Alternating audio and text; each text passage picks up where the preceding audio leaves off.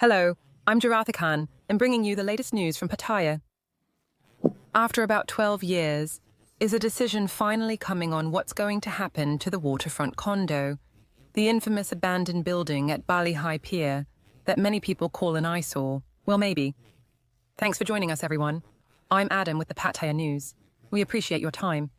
And now for a special report. The long-standing legal saga surrounding the Waterfront Condo in Pattaya, which we've covered for many, many years, here at the Pattaya News. And we're not going to go back too much in this video about what happened, all the different lawsuits and problems and things that caused the issue.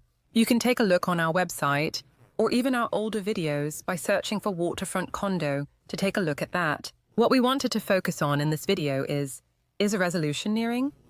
Well, maybe. Currently, according to the Pattaya mayor, who conducted an interview with local media earlier this week about the Waterfront Condo, he stated that the Department of Lands is preparing to decide, hopefully imminently, whether to revoke or uphold the property's title deed. According to the mayor, approximately 2 years ago, the National Anti-Corruption Commission notified Pattaya City and Banglamung District that the land certificate that underpins this condo's title deed was indeed issued unlawfully. The document, derived from an earlier certificate, was deemed invalid because it was issued for land not previously occupied, which according to them was in violation of a Ministry of Interior regulation designating this area as a restricted hill or mountain zone. For those who have been following the story, when construction was originally stopped in 2014, it was initially because protesters were deeply concerned about the height of the condo and the fact that it was blocking historic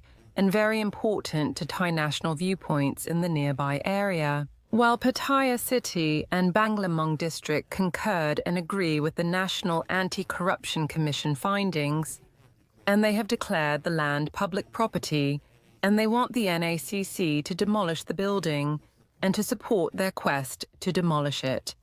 However, the matter now rests with the Department of Lands, which will determine in the very near future whether to revoke or maintain the title deed based on the NACC findings. According to the mayor, he stated that Pattaya City is prepared to act based on their decision.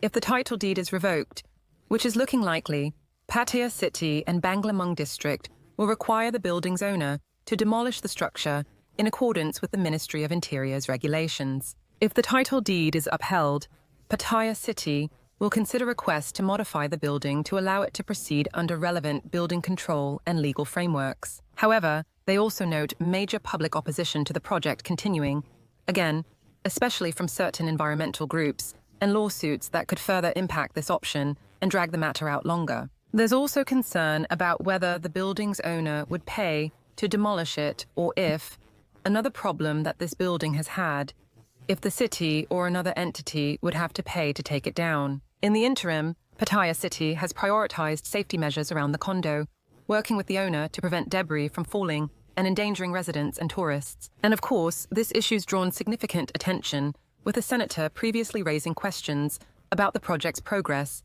and more recently, a Chonburi District 9 MP submitting inquiries to the Ministry of Interior, which has referred it back to Pattaya City. We note that an exact date for a decision, long awaited, was not given, but is hoped to be imminent as the matter continues to draw major public attention. And as you probably noticed, if you've been following our news recently, Pattaya City has other plans for the Bali High Pier. They recently renovated the Pattaya sign, renovated and refurbished the dock, added a roof to the area, brand new lighting. There's more quality restaurants and places, such as a brand new 7-Eleven and a Swenson's in the area.